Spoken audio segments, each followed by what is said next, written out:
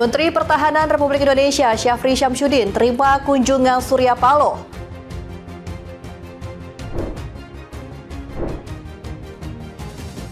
Razia ranjau darat di alun-alun Yogyakarta.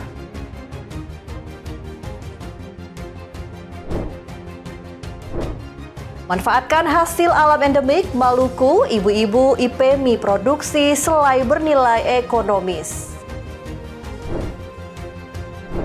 Halo, selamat malam pemirsa setia Berita Nasional TV. Senang sekali Berita Nasional Malam kembali hadir menyapa Anda. Selain 3 berita utama tadi, akan ada informasi lainnya dari dunia politik, ekonomi, hingga isu sosial yang sedang hangat diperbincangkan. Bersama saya, Restu Wulandari, inilah Berita Nasional Malam selengkapnya. Kita ke berita pertama pemirsa. Menteri Pertahanan Syafri Syamsuddin menerima kunjungan Ketua Umum Partai Nasdem Surya Paloh di Gedung Kementerian Pertahanan Jakarta pada Rabu pagi. Kedatangan Surya Paloh diterima langsung oleh Menhan didampingi Wakil Menteri Pertahanan Marsikal Purnawirawan Doni Ermawan Taufanto.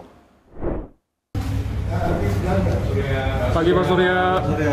Ketua Umum Partai Nasdem, Surya Paloh, melakukan kunjungan ke Kementerian Pertahanan dan diterima langsung oleh Menteri Pertahanan Syafri Syamsuddin di Gedung Kemhan, Jakarta Pusat. Dalam pertemuan yang berlangsung hangat, Menteri Pertahanan Syafri Syamsuddin menjelaskan pertemuan dengan Surya Paloh merupakan silaturahmi. Selain itu, Syafri mengaku mendapat nasihat dari Ketua Umum Partai Nasdem, Surya Paloh. Syafri menyebutkan nasihat tersebut menjadi vitamin dan penguat dalam melaksanakan tugas-tugas Kementerian Pertahanan ke depan. Reinforcement dalam tugas saya sebagai penentu kebijakan nasional untuk stabilitas,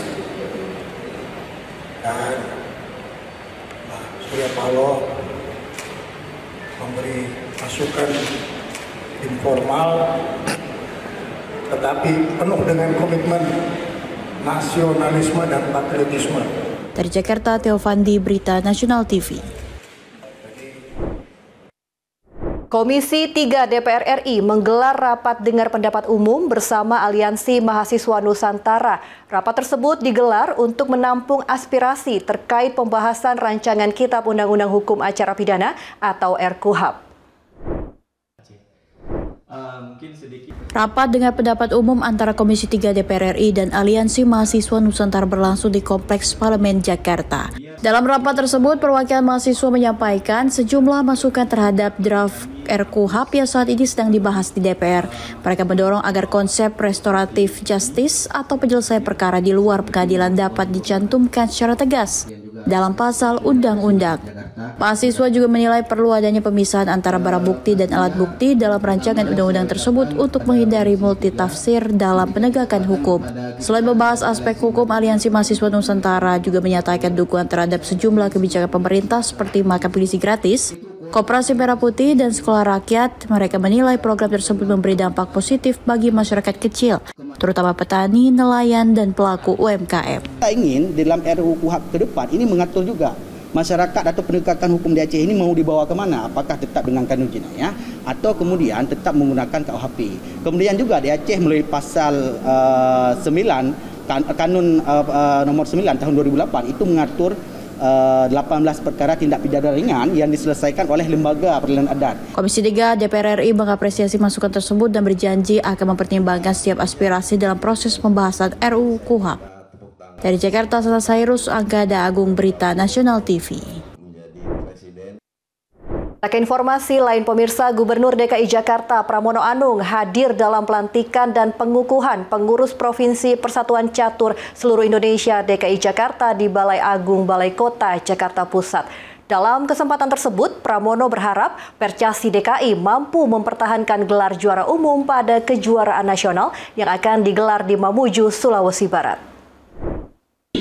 Saya secara resmi melantik saudara-saudara sebagai pengurus Provinsi Percasi Pelantikan dan pengukuhan pengurus Percasi DKI Jakarta dipimpin langsung oleh Ketua PB Percasi Pusat Grandmaster Utut Adianto. Proses pelantikan ditandai dengan penyerahan bendera Pataka dan penandatanganan antara Ketua PB Percasi Pusat dengan Ketua Percasi DKI Jakarta Hardianto Kenneth. Pada acara tersebut, Gubernur DKI Pramono Anung menyampaikan harapannya agar Percasi DKI terus berkompetisi dan mempertahankan gelar juara umum pada kejuaraan catur nasional di Mamuju mendatang. Dan saya berharap dalam kejuaraan ke-50 Percasi atau kejuaraan catur yang akan diadakan di Mamuju, Sulawesi Barat, saya sungguh berharap Percasi DKI Jakarta tetap menjadi juara umum. Senada dengan itu, Ketua Umum Percasi DKI Jakarta Hardianto Kenneth mengungkapkan pihaknya saat ini sedang dalam masa transisi kepemimpinan dan terus menyiapkan berbagai program pembinaan untuk atlet-atlet catur muda di Jakarta. Atlet yang akan kita kirim ke Kejurnas di Mamuju, setelah itu ya kita akan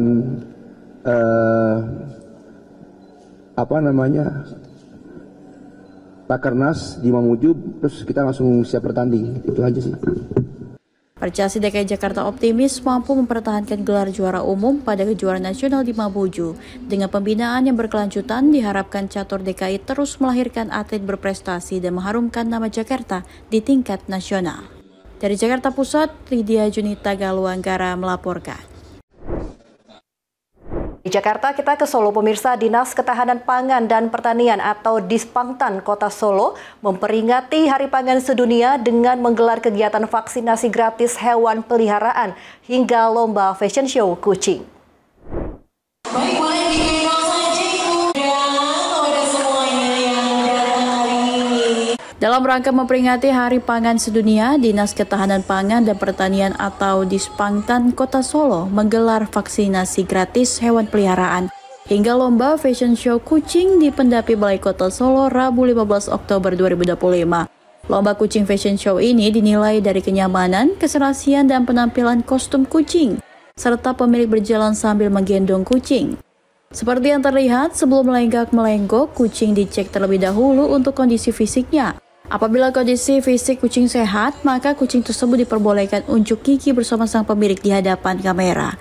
Kucing-kucing yang mengikuti fashion show ini tampil sangat cantik dan lucu, di mana kucing-kucing tersebut berjalan dengan mengenakan pakaian yang menarik perhatian. Lomba kucing fashion show ini sangat menarik, hal itu terbukti dengan banyaknya peserta yang hadir mengikuti kegiatan ini. Kepala Dispangtan Solo Wahyu Kristina mengatakan peringatan Hari Pangan Sedunia 2025 mengusung tema Hand in Hand for Better Foods and Better Future. Tema tersebut mengingatkan pangan bukan hanya sekedar kebutuhan dasar tetapi fondasi masa dengan yang lebih baik. Menurutnya setiap butir pangan yang dihemat adalah langkah kecil untuk masa depan yang lebih berkelanjutan.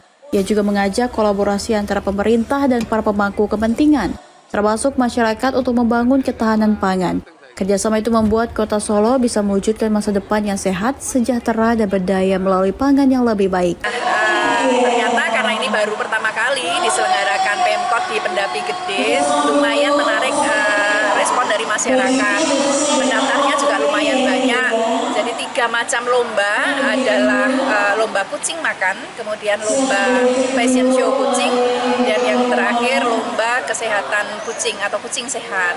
Selain fashion show, ada juga lomba kucing sehat dengan ketentuan pemilik kucing dan kucing datang ke meja juri untuk dilakukan penilaian. Melalui momentum ini, pemerintah Kota Solo berharap masyarakat semakin sadar akan pentingnya konsumsi pangan yang beragam, bergizi, seimbang, dan aman sekaligus mengurangi terbuangnya pangan melalui gerakan Zero Food Waste. Dari Solo, Jawa Tengah, Tim Liputan Berita Nasional TV.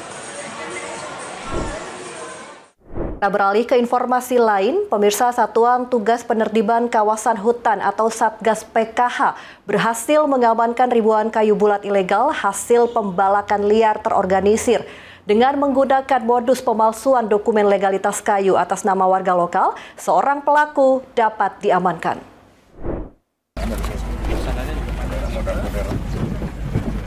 Kepala Staf Umum Kasum TNI Letjen TNI Richard Tampu Bolon meninjau langsung penindakan Satuan Tugas Penertiban Kawasan Hutan yang berhasil mengamankan 4.610 meter kubik kayu bulat ilegal dan 1 kapal tongkang di Pelabuhan Gresik, Jawa Timur kemarin.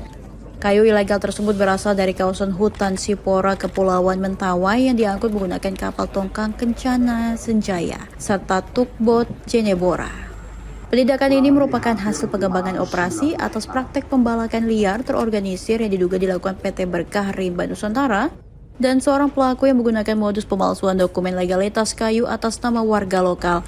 Atas keberhasilan ini, Kasum TNI menegaskan terkait komitmen TNI untuk mendukung penegakan hukum terhadap kejahatan lingkungan secara profesional dan terukur. Dari hasil perhitungan, negara mengalami kerugian sekitar 239 miliar rupiah, yang terdiri atas kerugian ekosistem sebesar 198 miliar rupiah dan nilai ekonomi kayu senilai 41 miliar rupiah. Kasus ya ini kita sudah selesai penguasaan, kita akan limpahkan nanti ada penyidik kehutanan dan proses hukum berlanjut dari hulu sampai hilir kata Pak Kabar Eskrim itu. Di Mentawai sudah kita amankan base camp, ekskavator, pekerja dan beberapa orang. Ini akan ditelusuri terus sesuai hukum. Tentunya ini dilakukan dengan pertimbangan yang matang, terukur namun tindakannya tegas.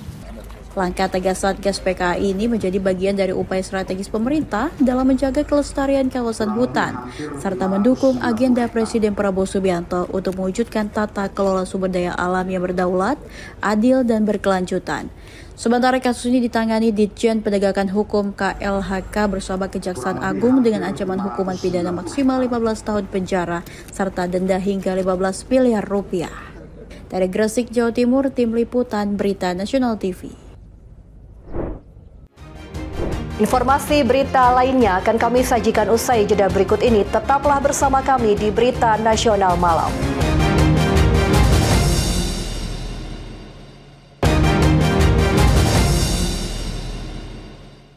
Anda kembali bersama kami di Berita Nasional Malam. Pemirsa, anggota TNI bersama warga menggelar razia ranjau darat di kawasan Alun-Alun Wates atau Alwa, Kabupaten Kulon Progo, Yogyakarta pada Senin pagi.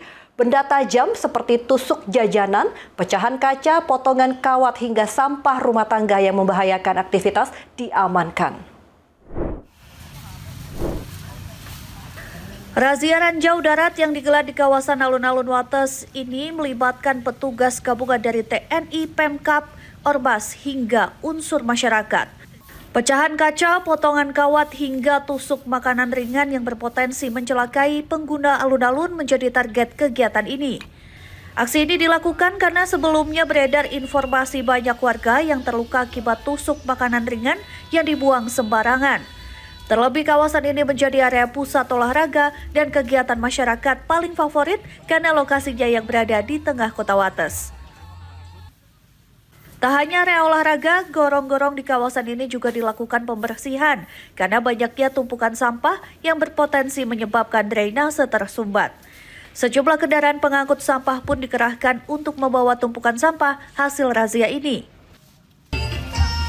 Mudah-mudahan dengan banyaknya personel yang mendukung kegiatan ini, baik dari TNI, kemudian Pemda, di sini banyak-banyak dari OPD, Satpol PP, dan dipakat juga bersatu untuk mengembalikan alun-alun Wates dan kondisi bersih. Kabupaten Kulon Progo tetap harus dijaga, walaupun Kulon Progo tidak darurat sampah, akan tetapi kita harus antisipasi sejak dini mengenai sampah. Sebelumnya, alun-alun Wates selama 3 pekan digunakan untuk pesta rakyat mulai dari pameran pembangunan Manunggal Fair, HUT TNI hingga pasar malam. Minimnya kesadaran pola hidup bersih membuat banyak sampah dibuang sembarangan meski pemerintah sudah menyediakan puluhan tong sampah di sekitar kawasan ini. Dari Yogyakarta, Tim Liputan Berita Nasional TV. Dari Yogyakarta kita ke Bekasi, pemirsa. Kepergok mencuri motor di halaman parkir sebuah musola. Seorang pria bersama istrinya di Kabupaten Bekasi, Jawa Barat diringkus warga. Ironisnya, Pak Sutri ini turut membawa anaknya saat beraksi untuk mengelabui warga. Dari tangan keduanya, warga mengamankan 1 unit motor dan kunci letter T sebagai barang bukti. Ini saksi motor pelaku. Nih kunci tehnya dibuang di sini nih. Ini kunci tehnya nih.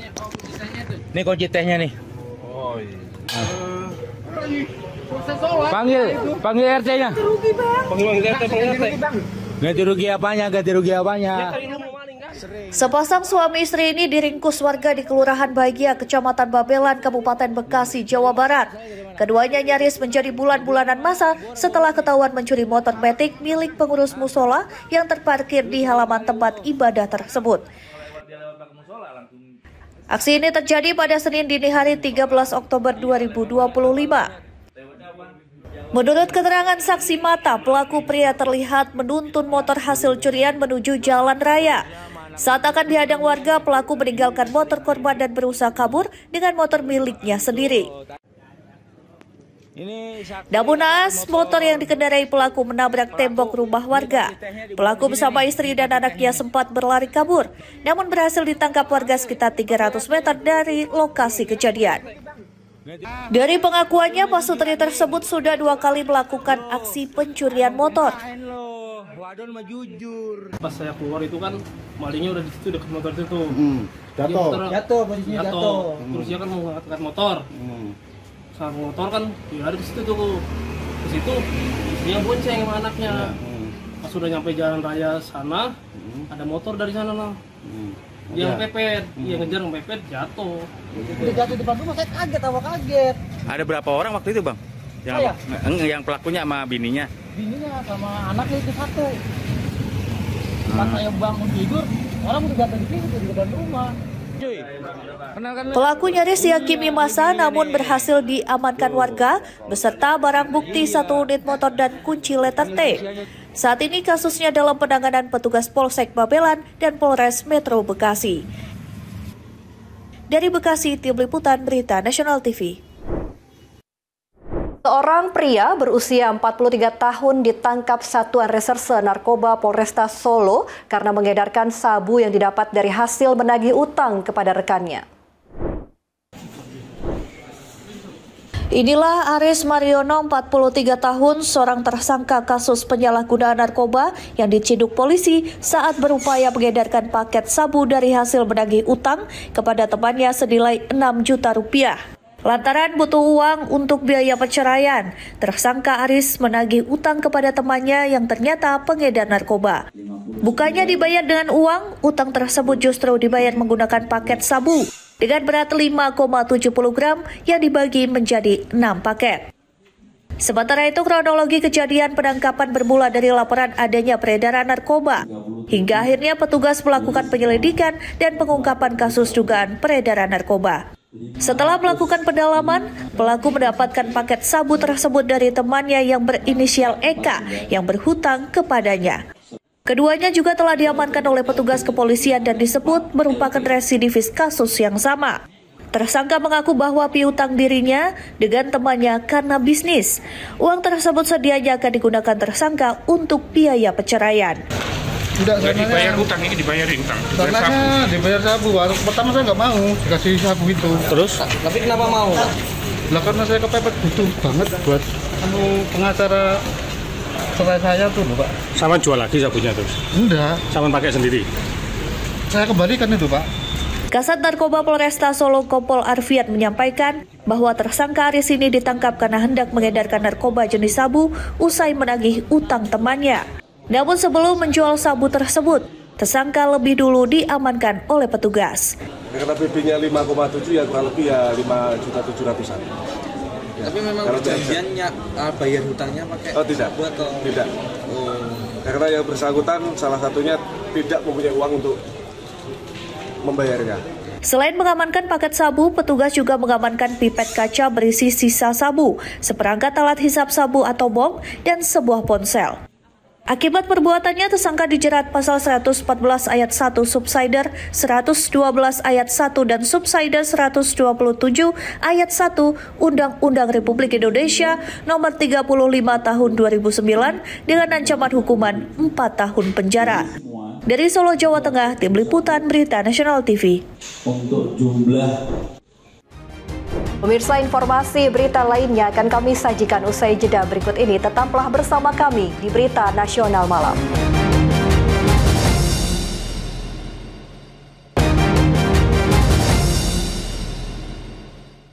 Terima kasih Anda masih bersama kami di Berita Nasional Malam. Pemirsa, manfaatkan hasil alam endemik Maluku, anggur laut dan pisang tongkal langit. Sejumlah ibu di Ambon belajar cara membuat selai.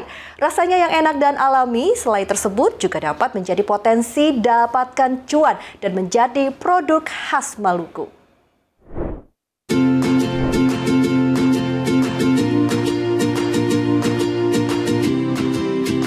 Sejumlah ibu rumah tangga yang tergabung dalam Ikatan Pengusaha Muslimah Indonesia atau IPEMI Maluku ikuti pelatihan pembuatan selai. Mendatangkan langsung praktisi dari kampus Universitas Patimura Ambon sebagai pelatih. Uniknya, selai yang diproduksi tersebut terbuat dari bahan alami atau endemik Maluku. Dua bahan utama adalah anggur laut atau Culerpa SP, hanya ada di Maluku bagian tenggara. Bahan lainnya adalah pisang tongkal langit atau Musa Troglodytarum, juga mudah didapatkan di wilayah Maluku. Ada dua jenis selai yang dapat dihasilkan dalam dua bahan tersebut, yakni selai gula merah dan gula putih. Caranya mudah, dua bahan tersebut dicampur dan diblender hingga merata, kemudian dipanaskan hingga membentuk selai. Tak hanya rasanya yang enak dan beraroma harum rempah, selai ini juga diklaim bisa awet bertahan lama dengan campuran cengkih dan kayu manis. Berasal dari bahan alami, selain produk ibu-ibu IPEMI tersebut juga mengandung banyak nutrisi dan jauh dari bahan kimia. Dia tidak ada di semua tempat dan itu menjadi peluang usaha yang baik ketika kita membuat produk. Salah satunya yang perlu ditampilkan di sini, anggur laut Culerpa itu adanya di K dan seluruh Maluku Tenggara itu ada. Produk ini pun diharapkan dapat meningkatkan pendapatan ekonomi bagi para anggota IPEMI Maluku. Ini penuh dengan keberkahan, ilmu yang didapatkan bisa lebih bermanfaat ke depan, bisa menghasilkan cuan, itu yang utama, dan produk ini benar-benar bisa dijadikan produk unggulan IPEMI Provinsi Maluku. Rencananya selai khas ini ada diproduksi rutin serta menjadi produksi unggulan IPEMI Provinsi Maluku. Produk ini juga diharapkan dapat dipasarkan keluar untuk meningkatkan pendapatan pada sektor UMKM. Dari Maluku, Tim Liputan Berita Nasional TV. Selain faktor ekonomi, seorang anak yatim piatu terpaksa putus sekolah akibat kerap menerima bully dari rekan-rekannya. Korban kini bisa bernafas lega. Melalui sekolah rakyat di Kabupaten Kuningan, Jawa Barat, keinginannya kembali mengenyam pendidikan terwujud dan kembali semangat untuk menggapai cita-cita menjadi seorang tentara. Seorang siswa kelas 1 SMP di Sekolah Rakyat Kabupaten Kuningan, Jawa Barat bernama lengkap Nuryaman Ashiri menjadikan contoh bagi anak-anak untuk tetap semangat dan meraih cita-cita di tengah himpitan ekonomi dan desakan keadaan. Selain faktor ekonomi, Nuryaman harus rela ditinggal sang ibu yang meninggal dunia sewaktu dirinya berusia 8 bulan. Tak hanya itu, 7 hari berselang, giliran sang ayah yang justru meninggalkannya tanpa alasan yang jelas dan hilang kontak sampai saat ini. Tinggal bersama kakek nenek sejak usianya masih belia, membuatnya harus hidup dengan keterbatasan ekonomi. Lantaran penghasilan kakek neneknya hanya sebatas buruh tani dengan penghasilan tak menentu. Tak hanya itu, kisah sedih juga dialaminya sewaktu ia sekolah di salah satu SMP negeri.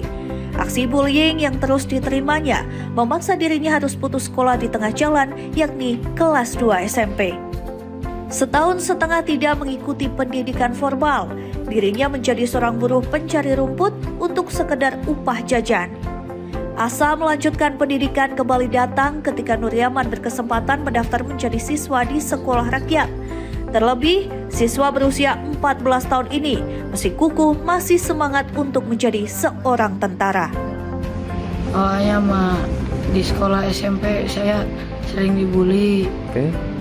Ya mungkin gak tahu kenapa saya ingin sekolah lagi. Sebelum ada sekolah ini saya jadi tukang ngarit lah. Gitu. Saya ingin sekolah. Sekarang sekolahnya di sini. Jadi menetap di sini. Sementara itu, seluruh siswa terdaftar di sekolah program Asta Cita ini 100% memiliki latar belakang putus sekolah yang mayoritas dikarenakan faktor biaya. Kini tidak ada lagi kekhawatiran putus sekolah karena ekonomi maupun faktor lainnya. Pasalnya, dari mulai fasilitas, sarana dan prasarana hingga kurikulum yang ditetapkan sepenuhnya dijamin oleh negara. Untuk siswa, kategorinya adalah yang termasuk desil 1 dan desil 2. Mereka dari kalangan orang tua yang ekonominya miskin atau tidak mampu, kemudian ada juga yang orang tuanya sudah meninggal dunia. Satu hal menarik yang didapat di sekolah tersebut, dari 80 siswa terdaftar mayoritas memiliki cita-cita menjadi seorang tentara. Dari Kuningan, Jawa Barat, Tim Liputan Berita Nasional TV.